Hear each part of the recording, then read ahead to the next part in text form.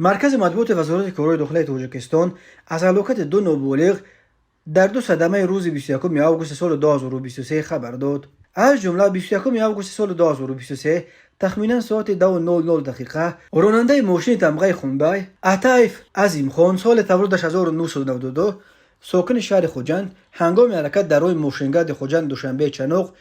در حدود شهر استرافشن از عهده اداره واسطه نقلیات نبر آمده پیادهگرد نابالغ سووانوف خوشبخت سال تولدش 2010 ساکن شهر مذکور را پخش نموده است. در نتیجه نابالغ سووانوف جراحت‌های وزن جسمانی برداشته در جای حادثه به هلاکت رسیده است. 21 آگوست سال 2023 تخمینا ساعت 2:00 دقیقه راننده ماشین تمغه تویوتا کمری عظیموف سمندر سال تولدش 1990 ساکن شهر دوشنبه هنگام حرکت در شورای دوشنبه کولاب در حدود جماعت دیوت سیبستان نوی دنغره قاعده های حرکت راه را رعایت نکرده به سمت مقابل حرکت راه برآمده چپ شده است. در نتیجه مسافر این ماشین نابالغ کریمزاده رقیه سال تولدش 2017 ساکن شهر دوشنبه جراحت‌های وزن جسمانی برداشته در جای حادثه به هلاکت رسیده است. مسافر دیگر کمال وزیبو سال تولدش 1987 ساکن شهر دوشنبه جراحت‌های جسمانی برداشته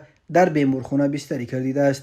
اوید به این حادثه و تحقیقات ادامه دارد. بنا به آخرین آمار وزارت کارهای داخلی در نیمه اول سال 2023 در راه‌های تاجیکستان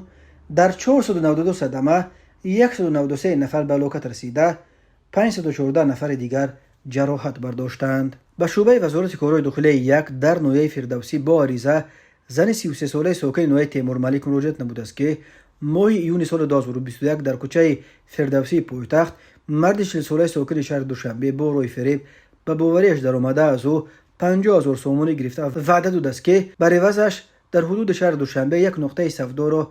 به رسمیت درآورده به امید اما وعده‌اش را تا حال اجرا نکرده است. و شعبه وزارت کارهای داخلی در نویه دنغره با عریضه زن 31 ساله ساکن نویه مذکور مراجعت نموده است که شب 20 به 21 آگوست سال 2023 تخمینا ساعت 0:30 دقیقه شخصان نامعلوم به طریق پنهانی به منزل استقامتیش در آمده از داخل صندوق چوبین $600 امریکایی 7500 سومانی را دزدیده از جای حادثه غیب زدند.